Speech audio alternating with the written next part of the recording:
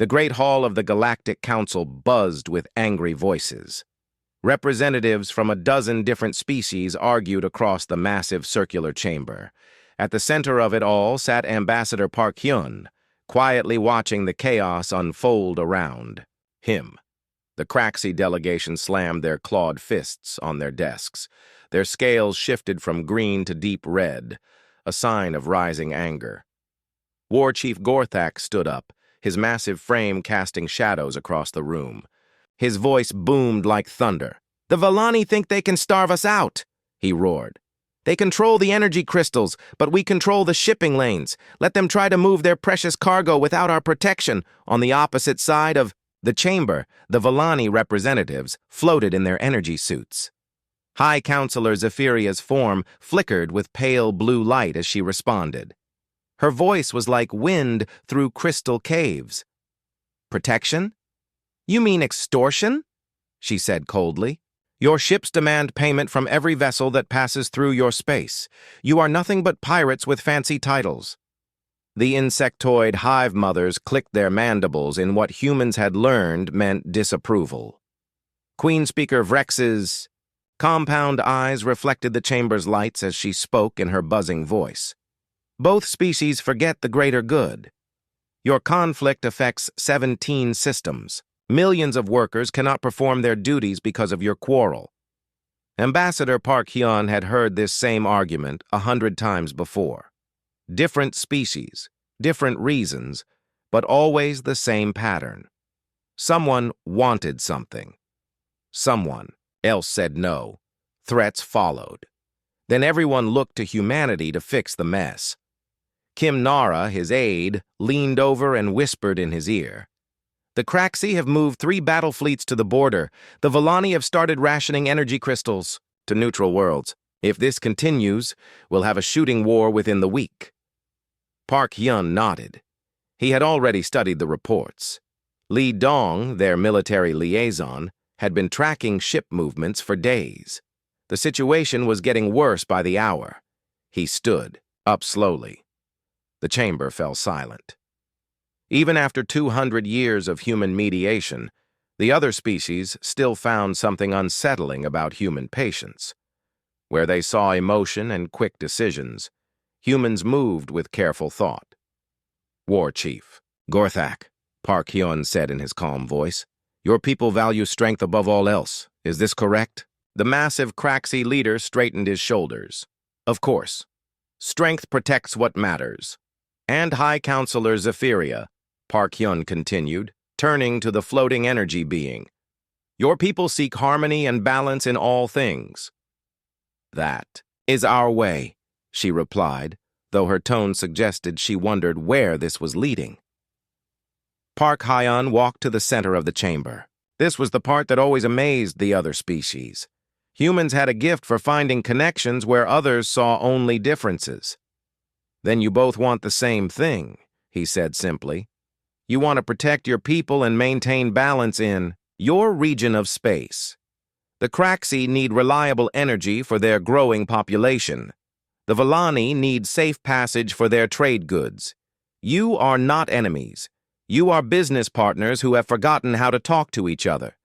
He pulled up a holographic display showing trade routes and energy distribution networks. Kim Nara had prepared the data days ago, knowing this moment would come. What if Craxi security forces were paid directly by the Vallani Energy Consortium? Not bribes or tribute, but honest wages for honest work. The Craxi get the resources they need to grow. The Vallani get guaranteed protection for their shipments. Both sides win. War Chief Gorthak and High Counselor Zephyria looked at each other. The idea was so simple that neither had considered it. Their species had been fighting for so long that they had forgotten why they started. The details would need to be negotiated, Zephyria said slowly. Terms of service, payment schedules, dispute resolution, Gorthak agreed, his scales shifting back to their normal green color. Park Hyun smiled. Another war prevented with nothing more than conversation and common sense. Kim Nara was already preparing the preliminary agreements. Lee Dong relaxed in his chair, knowing his military reports would gather dust for another few months. But in the back of the chamber, Choi Min-ho was frowning at his economic displays. As humanity's senior economist on the council, he had been tracking disturbing patterns across the galaxy. While everyone celebrated another peaceful resolution, bigger problems were building. After the session ended, Choi Min-ho approached Ambassador Park Hyun with his concerns. The data was troubling. Resource distribution across the galaxy was becoming dangerously unbalanced. Rich systems were getting richer while poor worlds struggled. Several species were consuming resources faster than they could be replaced. "We need to address this before it becomes a crisis," Choi Min-ho explained, showing his charts and graphs. "If current trends continue, we'll see massive resource wars within 50 years, the kind that make today's dispute look like a small disagreement." Park Hyun studied the data carefully. His aide Kim Nara and military liaison Lee Dong joined them, all three humans reviewing the economic projections with growing concern. "This needs to go before the full council," Park Hyun decided. "All species need to understand what's coming." But when they presented the data to the Galactic Council the next day, the response was disappointing. The Craxi dismissed it as human worry-making. The Villani called it fear-mongering. Even the Hive Mothers, usually more reasonable, said the projections were too far in the future to matter. "Humans always see problems where none exist," War Chief Gorthak laughed. "You solved our dispute yesterday. Why create new ones today?" "Your species thinks too much about tomorrow," High Counselor Zephyria added. "Today's peace is what matters." The final insult came when Queen Speaker Vrex suggested that humans were trying to create problems so they would seem more important to the council. "Perhaps you fear becoming unnecessary," she buzzed. Park Hyun felt something cold settle in his chest. After 2 centuries of preventing wars, saving lives, and building peace, this was how the galaxy saw humanity's efforts. Not as valuable service, but as attention-seeking behavior. The breaking point came 3 days later. A mining consortium had requested permission to strip mine Kepler 442c, a world inhabited by primitive but intelligent creatures. The mining would destroy their entire ecosystem, wiping out a species that had just developed basic tools. Humanity argued passionately against the proposal. The primitive species deserved protection. The galaxy had a responsibility to preserve developing civilizations. It was morally wrong to destroy an entire world for short-term profit. The vote was 17-1 against humanity's position. Even their oldest allies voted for the mining operation. Park Hyun stood in the chamber as the results were announced. Around him, representatives of dozens of species celebrated their victory. They would get their precious minerals. The primitive world would die, but they didn't care. They had never cared about anything except their own immediate needs. Kim Nara watched her ambassador's face change. Lee Dong straightened in his chair, recognizing the expression of a man who had reached his limit. Choi Min-ho closed his economic reports, knowing they would never be read.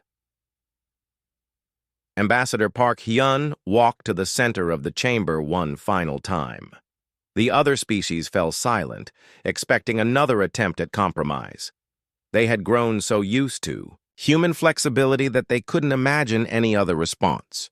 207 years ago, Park Hyun said in a voice that carried to every corner of the chamber, humanity joined this council with hope.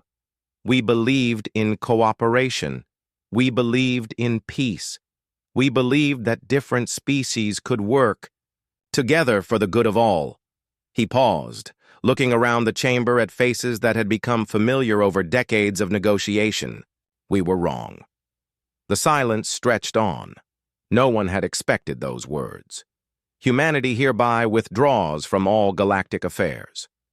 Effective immediately, we recall all diplomatic personnel, cease all mediation services, and close our borders. You wanted to handle things without us. Now you can. Park Hyun turned and walked toward the exit. Kim Nara and Lee Dong followed, along with every other human in the chamber. Behind them, chaos erupted as the reality of his words sank in. The galaxy was on its own. General Bae-Sujin stood on the bridge of the massive transport ship, watching the evacuation report scroll across her screens. 3 days had passed since Ambassador Park Hyun's declaration, and the galaxy still didn't believe humanity was serious. Status. Report, she ordered her aide, Young Woobin. 73% of human personnel have been recalled from diplomatic posts, Young Woobin replied. All military advisors are returning to the fleet. The trade stations are shutting down operations and preparing for departure. The general nodded. She had been planning this evacuation for months, ever since the economic report started showing how little the galaxy valued human contributions. The other species thought humanity would never actually leave. They were about to learn how wrong they were. On the mining world of Altair 7, Captain Park Jin-woo was overseeing the closure of the Human Research Station. His team had spent 15 years studying the unique crystal formations that made the planet so valuable. Now they were packing everything into cargo containers. "Sir," called out Dr. Kim Hyejin, the station's chief scientist. "The Craxi Mining supervisor wants to speak with you. He's asking if we'll leave our research data behind." Park Jin-woo almost laughed. The Craxi had spent years complaining that human scientists were too slow and careful. Now they wanted to keep the results of all that slow, careful work. "Tell him no," Park Jin-woo said.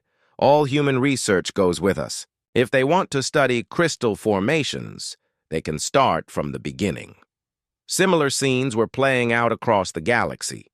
On trading stations, human merchants were closing their shops and loading their goods onto transport ships. The galaxy's economy had grown dependent on human honesty in business deals. Humans didn't cheat or lie about their products. Other species trusted them in ways they didn't trust each other. Dr. Shin Hana was having the hardest time of anyone. As humanity's chief xenobiologist, she had spent her career protecting endangered species across the galaxy. Her wildlife preserves were home to thousands of creatures that would go extinct without human care.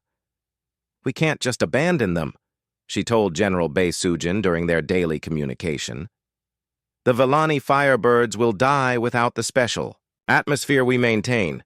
The Craxi caveworms need the exact temperature controls we developed. Bring them with us," the general replied without hesitation.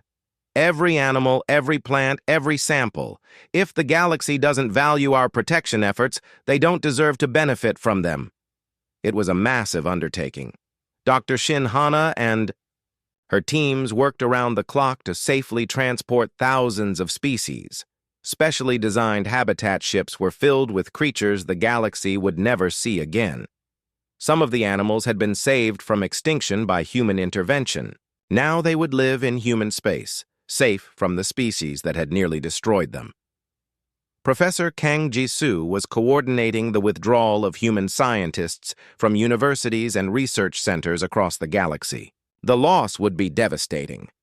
Human researchers had been responsible for major breakthroughs in interspecies medicine, agriculture, and technology. "The hive mothers are asking if we'll at least leave our medical research," reported Dr. Lee Sung-min from the Central Medical Institute.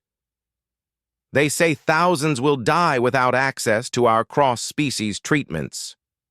"They should have thought of that before they accused us of attention-seeking behavior," Professor Kang Ji-soo replied coldly. "Pack everything. Our research comes with us." The first real panic began when human-operated trade routes started shutting down. Captain Oh Shung commanded one of the major freight lines that connected 12 different star systems. His ships carried everything from food to manufactured goods to raw materials. "Captain," his communications officer reported, "we're receiving desperate messages from the Altarian colonies. They're saying their food shipments are 3 days overdue." "Not our problem anymore," Captain Oh Sung said.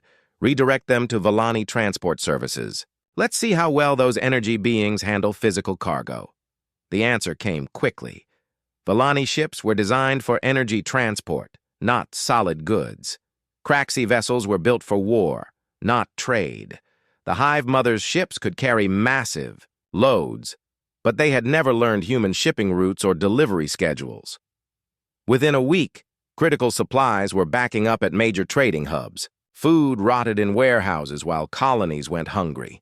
Medical supplies sat unused while hospitals ran out of basic treatments. The galaxy's economy had been built around human reliability, and suddenly that foundation was gone.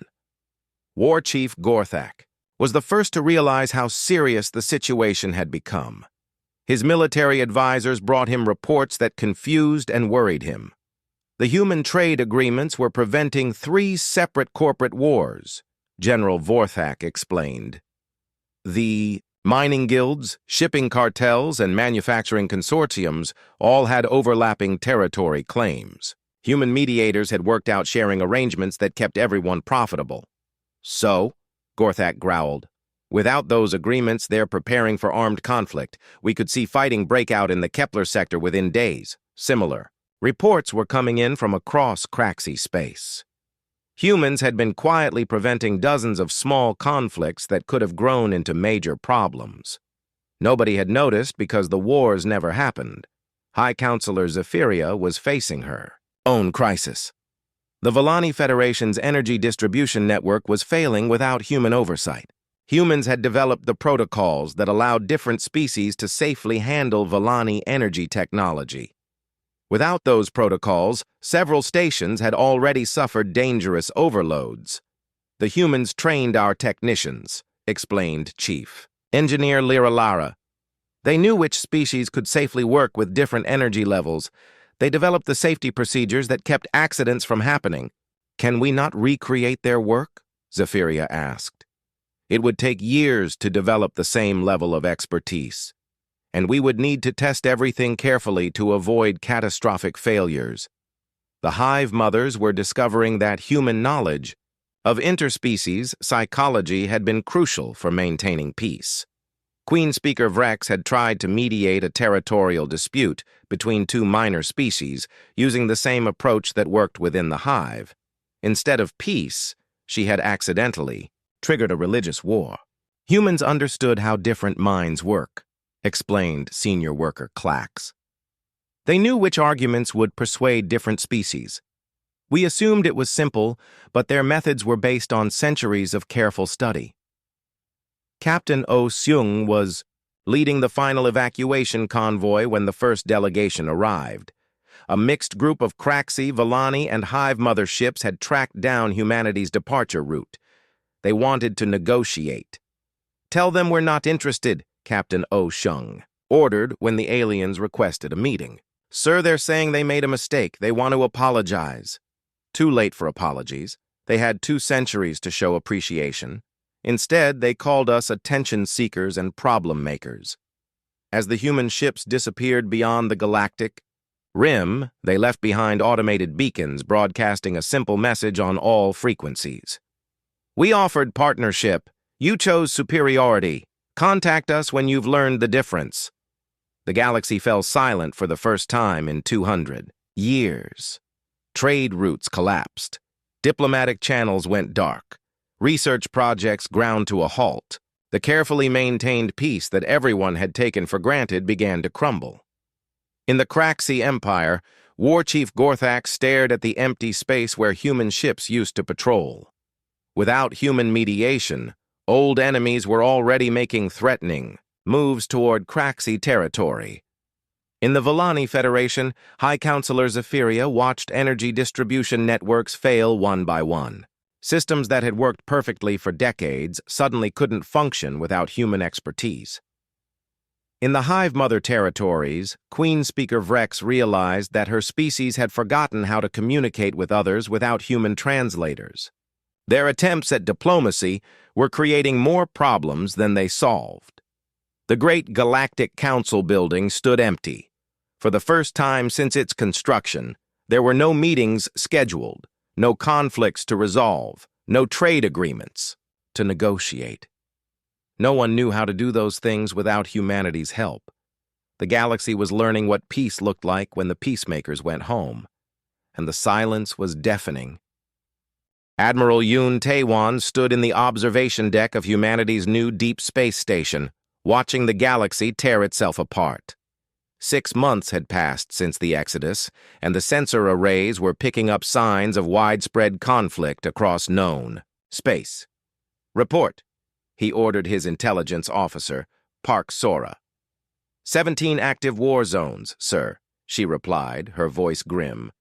The Craxi Empire has launched attacks on the Centauri colonies, the Vega trading posts, and the Outer Rim mining stations. The Villani Federation cut off energy supplies to anyone who trades with Craxi-controlled systems. Half the galaxy is now picking sides. Admiral Yoon Tae-won nodded grimly. It was exactly what the economic projections had predicted, only happening much faster than expected. Without human mediators to prevent small disputes from escalating, every disagreement was turning into open warfare. The first war had started over something incredibly stupid. A Craxi merchant ship had docked at a Villani energy station for refueling. Without human-designed protocols for cross-species interaction, a simple misunderstanding about payment methods had led to accusations of theft. Within hours, both species were mobilizing their fleets. War Chief Gorthak had declared that Villani energy beings were trying to cheat honest Craxi traders. High Counselor Zephyria had announced that Craxi barbarians were stealing Villani resources through violence and intimidation. Neither side was entirely wrong, but without human translators to explain the cultural differences, both sides assumed the worst. The Hive Mothers had tried to help. Queen Speaker Vrex had attempted to mediate using the same methods she had seen. Humans employ countless times. But when she suggested that both sides were acting emotionally and needed to think logically, she had accidentally insulted both cultures. Craxi valued passion and strength. Villani prized harmony and intuition. Logic was a human concept that made no sense to either species. The results were disastrous. Instead of preventing war, the Hive Mothers had managed to insult everyone involved. Now 3 species were fighting instead of 2. Commander Nam Yuna led the covert observation missions that documented the galaxy's collapse. Her stealth ships moved through the war zones, recording everything for humanity's archives. What she saw broke her heart. On Kepler 442c, the world where primitive beings had lived in peace, the mining consortium had strip-mined everything of value and abandoned the planet.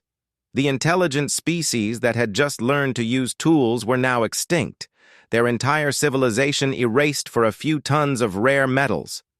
Did they even try to relocate the natives? She asked her sensor operator. No record of any evacuation efforts, Commander. The mining crews just moved in and started digging. The primitive species tried to resist with spears and stone axes. Commander Nam Yuna closed her eyes. Humans had fought for months to protect that world. The Galactic Council had voted it down without a second thought. Now an entire species was gone forever, and the galaxy didn't seem to care. The economic collapse was even worse than the wars. Dr. Lim Jae-hyun monitored the situation. From humanity's new research stations, watching trade networks that had functioned for centuries fall apart in a matter of weeks. The Altarian colonies are reporting widespread famine, he reported during the daily briefing. Their food supplies came from 3 different star systems, all coordinated through human shipping networks. Without those networks, nobody knows who is supposed to deliver what, or when, or how much to charge. What about local food production? Admiral Yoon Tae-won asked. The Altarians never developed agriculture. They specialized in manufacturing and traded their products for food. But their main customers were Craxi mining operations, and those have been shut down due to the energy crisis. It was the same story everywhere. The galaxy's economy had become incredibly specialized over the centuries, with each species focusing on what they did best and trading for everything else. Humans had managed that complex web of interdependence through carefully negotiated agreements and standardized protocols. Without those systems, nobody knew how to make the economy work. Medical. Supplies were running short across multiple worlds. Human researchers had developed most of the cross-species treatments that allowed different biologies to coexist safely. When those researchers left, they took their knowledge with them.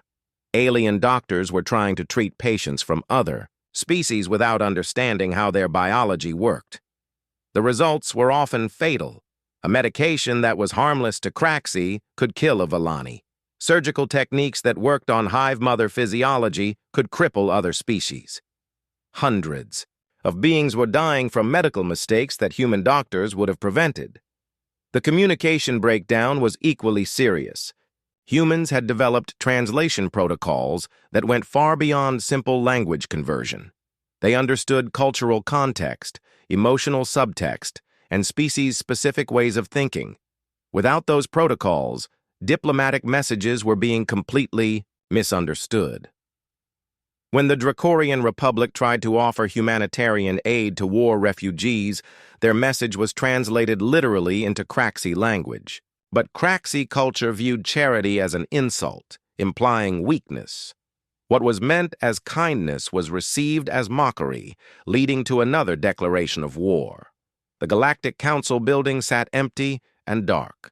Several species had tried to restart the meetings, but without human mediators, every session ended in shouting matches or walkouts.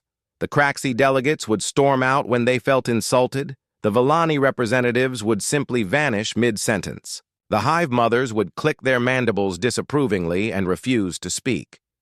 3 months after humanity's departure, someone had planted a bomb in the council chambers.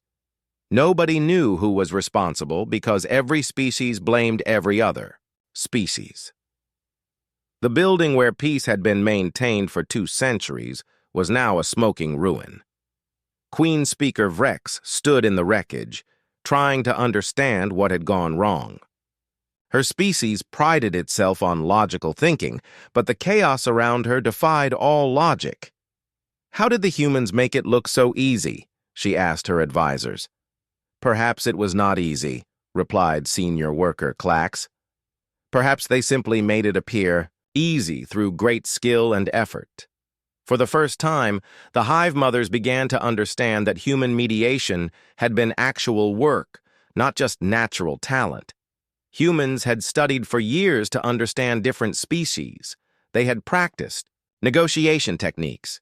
They had failed many times before learning to succeed. What looked like effortless peacemaking had actually been the result of centuries of accumulated knowledge and experience. War Chief Gorthak was having similar realizations. His military advisors brought him reports of supply line failures, communication, breakdowns, and tactical disasters that would never have happened with human coordination.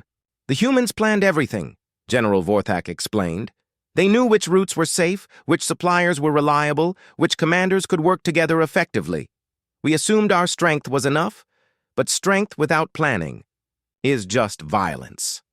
High Counselor Zephyria faced the worst crisis in Villani history. Their energy distribution network was failing without human oversight, causing power outages across dozens of worlds. Villani beings needed constant energy to survive. Without reliable power systems, her people were literally dying. We must contact the humans, she told her council. Pride is a luxury we can no longer afford. But finding humanity was proving impossible. The humans had left no forwarding address. Their departure route led beyond the galactic rim into unexplored space. Search parties sent to locate them had found nothing but empty star systems and automated beacons repeating the same message.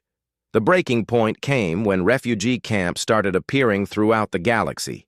Millions of beings were fleeing the wars, the famines, and the medical crises. But nobody knew how to organize refugee relief efforts. Humans had managed humanitarian crises for so long that other species had forgotten how to help each other. Children were starving while food supplies rotted in warehouses because nobody knew the distribution protocols. Injured beings died waiting for medical care because doctors from different species couldn't communicate with each other. Families were separated because the refugee registration systems had been designed and maintained by humans.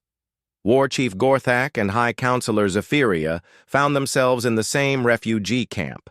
both of their fleets destroyed in the expanding conflict.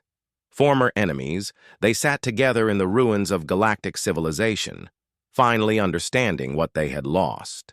"We need them back," Gorthak said quietly. "Yes," Zephyria agreed. "But will they come? And if they do, will they trust us again?" Neither of them had an answer.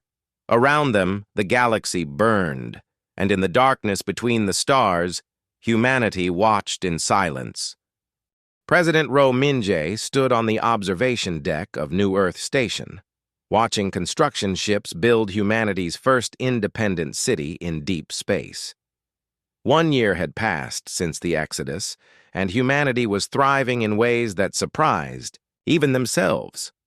"The agricultural domes are producing 40% more food than we projected," reported Dr. Song Yunji, humanity's new science director. "Without the need to share our farming techniques with other species, we've been able to optimize everything for human biology and preferences." The president nodded, watching the massive structures take shape against the star field. For the first time in centuries, humans were building something entirely for themselves. No alien architectural requirements, no cross-species safety protocols, no compromises based on what other beings found comfortable. "What about the research stations?" he asked. "Medical research is advancing faster than ever," Dr. Song Yunji replied. "Dr. Kim Tae-hyun's team has developed new treatments for 3 genetic conditions that we never had time to focus on before. When we were treating dozens of different species, we couldn't specialize in human-specific medicine.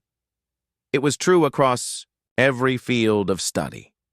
Human scientists had spent centuries learning about alien biology, alien technology, alien culture. Now they were rediscovering what it meant to focus on their own species. The results were remarkable. Engineer Han Junho monitored communications from the old galaxy while working on humanity's new deep space sensor network. The reports coming through were worse every week. "The Craxi-Vellani War has spread to 7 more star systems," he told Admiral Yang Soo-hyun during their daily briefing. "The Altarian colonies finally fell last week. 3 billion refugees are looking for somewhere to go, but nobody wants to take them." "Any sign that they're learning from their mistakes?" the Admiral asked. "Not yet. They keep trying to solve problems the same way they always did.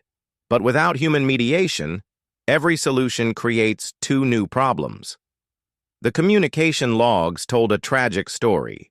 Species that had cooperated for centuries were now shooting at each other over trade disputes. Alliance treaties written with human help were being interpreted differently by each signatory, leading to accusations of betrayal. Nobody remembered how to compromise. Meanwhile, humanity's new settlements were becoming technological marvels. Without the need to make everything compatible with dozens of different species, human engineers could design systems that worked perfectly for human needs. Cities were more efficient, transportation was faster, communication networks were clearer. Dr. Park Kyuman led the team developing new energy systems based on research that had been interrupted for decades. When humanity was part of the Galactic Council, their energy research had focused on technologies that all species could use safely. Now they could explore options that were specifically suited to human requirements. "We've achieved a 30% increase in power efficiency," he reported to specialist Lee Ara. "The new fusion reactors are smaller, cleaner, and more reliable than anything we built for the galactic market." "What changed?" she asked. "We don't have to worry about Craxi scales getting caught in the cooling systems or Vellani energy signatures, interfering with the plasma containment or hive mother vibrations disrupting the magnetic fields. When you only have to account for one species, everything becomes simpler." The same pattern was visible everywhere. Human agriculture produced better food without needing to accommodate alien dietary restrictions. Human medicine was more effective, without needing to avoid treatments that might harm other species.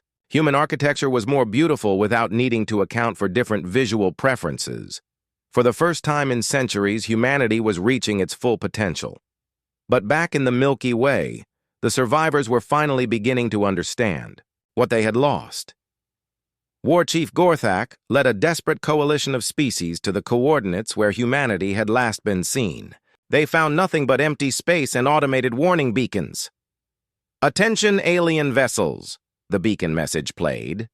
"You are entering human territorial space. Humanity has withdrawn from galactic affairs and wishes no contact with former council species. Turn back immediately." The coalition had brought their finest diplomatic ships, loaded with gifts and formal apologies. Representatives from 12 species had swallowed their pride and agreed to beg for humanity's return. But they couldn't even find anyone to beg. 2. Search Pattern 7, ordered Admiral Krex of the Hive Mother Fleet. "Scan every system within 50 light years. They have to be somewhere." But humanity had been planning their departure for decades. Their new colonies were built in star systems that didn't appear on any galactic charts. They had explored regions of space that other species considered too remote or dangerous to bother with. Finding them would take years of searching, if it was possible at all. When the coalition finally located one of humanity's outer sensor stations, they were shocked by what they found. The automated defense systems were more advanced than anything in the old galaxy. The station itself was a marvel of engineering that made their finest ships look primitive by comparison. "Request permission to approach," Gorthak transmitted on all frequencies. The response came from Captain Oh Seon-woo, commander of the sensor station. "Permission denied. State your business and depart." We came to apologize," Gorthak said, his voice breaking slightly. "We made terrible mistakes. The galaxy is falling apart without your help. Please, we need you to come back." There was a long silence before Captain Oh Seon-woo responded. "Apologies are noted, but we tried cooperation for 2 centuries. You called us attention seekers and problem makers. You voted to destroy primitive civilizations for profit. You ignored our warnings about economic collapse. Why should we believe anything has changed?" High Counselor Zephyria's energy form flickered with desperate hope as she joined the transmission. "Because we're dying," she said simply. "Our people, our cultures, our entire way of life, everything is collapsing. We understand now how much we needed you." "You needed our services," Captain Oh Seon-woo corrected. "You never needed us as equals or partners. You needed us as tools to fix your problems and then ignored us when we weren't actively solving something." Queen Speaker Vrex clicked her mandibles. Sadly. "You are correct. We treated you as servants rather than allies. We took your gifts for granted and gave nothing meaningful in return. How can we prove that we understand this now?" Captain Oh Seon-woo was quiet for a long moment. The coalition ships waited, hoping for any sign of forgiveness. "You can start by proving you've learned to solve problems without destroying each other," he finally said. "The wars, the famines, the medical crises, the refugee disasters, fix them yourselves. Show us that you've grown beyond needing constant supervision. Maybe then we'll consider talking." "But we don't know how," Gorthak admitted. "We never learned. Humans always handled the difficult negotiations." "Then learn," Captain Oh Seon-woo replied firmly. "Humanity didn't know how to mediate conflicts when we first joined the galaxy. We studied. We practiced. We failed many times before we succeeded. If you want our respect, earn it the same way we did." The transmission ended, leaving the coalition alone in the darkness between stars. Around them, automated beacons continued, broadcasting their warning messages. Humanity was out there somewhere, building a new civilization free from the failures of the old one. Ambassador Cho Dong-hae reviewed the interaction reports in his office on New Earth Station. As humanity's new foreign minister, he was tasked with deciding if and when humanity might return to galactic affairs. "They sound sincere," his aide reported. "Desperate, but sincere." "Desperation isn't the same as change," Cho Dong-hae replied. "They're sorry they're suffering, but are they sorry for causing the suffering? There's a difference." He looked out at the human ships moving through their new territory. Families who had never known peace were raising children in safety. Scientists who had spent their careers fixing other species' problems were finally pursuing their own research. Artists were creating beauty without needing to accommodate alien aesthetic sensibilities. Monitor their progress, he decided. If they can learn to work together without us, if they can build something better than what they destroyed, then maybe we can consider a new relationship. But it won't be the old relationship. We won't be their unpaid caretakers anymore. In the depths of space, humanity watched and waited, finally free to become everything they had always been capable of being. 5 years had passed since humanity's exodus, and the galaxy was finally beginning to change. Negotiator Kim Jae-woo stepped off the transport ship onto the rebuilt Galactic Council station, accompanied by cultural specialist Jeon Mireille and security, Chief Park Sung-ho. This was humanity's first official return to galactic space, and everyone was watching. The new council chamber looked different from the old one. Instead of the circular design that had encouraged species to sit apart from each other, the new layout forced representatives to sit together in mixed groups. War Chief Gorthak had suggested the change himself, saying that separation had made it too easy to see others as enemies instead of neighbors. "Welcome back," Gorthak said as he greeted the human delegation. The massive Kraxi warrior looked older, now scarred by years of conflict, but his eyes held a wisdom that hadn't been there before. "We have much to show you." The first demonstration came from High Counselor Zephyria and Queen Speaker Vrex, working together to resolve a trade dispute between two minor species. Kim Jae-woo watched carefully as they used techniques that looked remarkably similar to human mediation methods. "You've been studying our old negotiation records," Jeon Mireille observed. "Every session we could find," Vrex admitted, her mandibles clicking with embarrassment. "We realized we had watched you work for centuries without understanding what you were actually doing. So we started learning. The results were impressive, if imperfect. The two species had managed to reach an agreement without threats or walkouts, though it had taken them 3 days to accomplish what humans might have done in 3 hours. "Practice makes better," Zephyria said, her energy form flickering with what humans had learned to recognize as determination. "We are not as naturally gifted as your species, but we are learning that effort can sometimes substitute for talent." Dr. Shin Young-woo was amazed by the environmental restoration projects that alien species had undertaken on their own. The strip-mined world of Kepler 442c, where an entire intelligent species had been wiped out, was being carefully terraformed back to its original state. "We cannot bring back the beings we killed," Gorthak explained as they toured the restoration site. "But we can ensure their world heals. It is, what do humans call it? A memorial to our mistakes." The project was being funded by the same mining consortium that had destroyed the planet. They were spending far more money on restoration than they had ever made from the mining operation. It would take decades to complete, and they would never see any profit from the work. "Why?" Dr. Shin Young-woo asked. "Because someone needs to remember what we did wrong," replied the consortium director, a Vellani energy being named Liralara. "Every time we are tempted to take shortcuts that hurt others, we come here and see the cost of our selfishness." Captain Kwon Mi-ju was coordinating humanitarian missions to worlds still recovering from the post-Exodus wars. What she found surprised her. The alien species had developed their own disaster relief protocols, medical exchange programs, and refugee assistance networks. "They're crude compared to human systems," she reported to Kim Jae-woo, "but they work. More importantly, they're teaching each species to take care of problems instead of waiting for someone else to fix everything." The new galactic peacekeeping force was the most impressive change. General Lee Jung-hwan reviewed their training programs and organizational structure with growing respect. Instead of relying on overwhelming force like the old Kraxi military, or advanced technology like the Vellani fleets, the new force emphasized communication, de-escalation, and cultural understanding. "Every officer trains with every other species for 2 full years," explained Commander Vorthak, Gorthak's nephew who led the peacekeeping forces. We learn how different minds work, what motivates different cultures, how to find solutions that everyone can accept.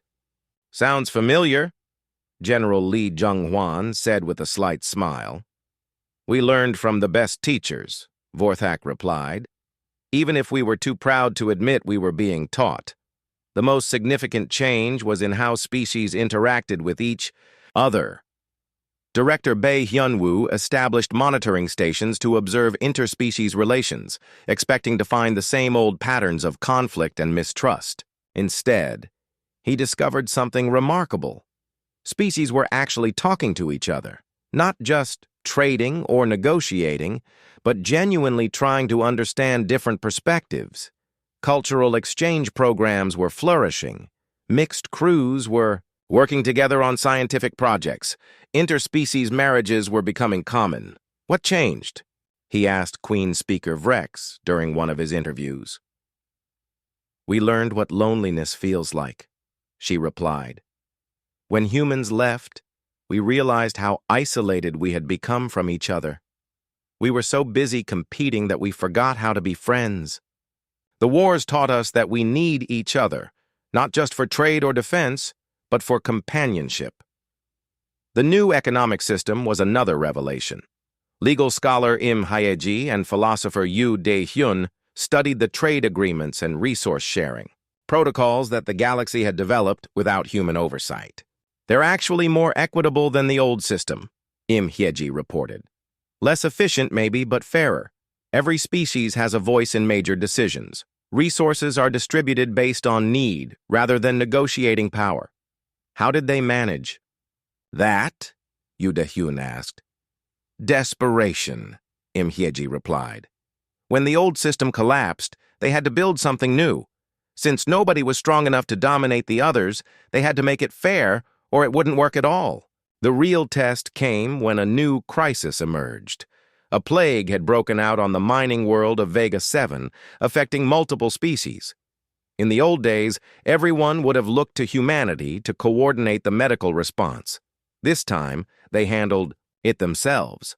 Dr. Song Chan-woo watched from the human observation post as alien medical teams worked together to identify the disease, develop treatments, and organize relief efforts. It took them longer than humans would have needed, and they made mistakes that human experience would have prevented. But they succeeded. They saved lives, he reported to Ambassador Choi Seo-yeon. They worked together, shared resources, protected the weak. It wasn't perfect, but it was good. The moment of truth came during the formal reconciliation ceremony. Representatives from every species in the galaxy gathered in the rebuilt council chamber. War Chief Gorthak, now serving as the elected speaker for the council, stood to address both the assembly and the human delegation. 5 years ago, we took peace for granted, he said, his voice carrying to every corner of the chamber. We assumed that harmony was the natural state of the universe, that conflicts would always be resolved by someone else, that we could take without giving and succeed without effort. He paused, looking directly at the human representatives. We learned that peace is not a gift. It is work, hard work that requires wisdom, patience, and sacrifice. You showed us that work for 2 centuries, and we dismissed it as simple kindness. We were wrong. High Counselor Zephyria rose next. We ask not for your forgiveness, but for the chance to prove we have learned. We do not expect you to return as our caretakers. We invite you to join us as equals in building something better than what came before. Kim Jae-woo stood slowly. The chamber fell silent, waiting for humanity's response. We accept, he said simply. Not as your mediators, but as your partners. Not to solve your problems, but to work together on shared challenges. Not to lead, but to contribute. The cheering lasted for almost an hour. Ambassador Choi Seo-yeon addressed the new Galactic Assembly 2 years later. The wars had ended. Trade was flowing freely. Scientific cooperation was producing remarkable breakthroughs. The galaxy was more peaceful than it had ever been, but this time, that peace was built on mutual respect rather than taken for granted. "Today marks the beginning of our greatest collaboration," she announced. "The Andromeda Contact Project. Together, we will reach out to the neighboring galaxy, not as conquerors or exploiters, but as friends offering partnership to whatever civilizations we might find." In the back of the chamber, young human diplomat Oh Jun-hee watched proudly.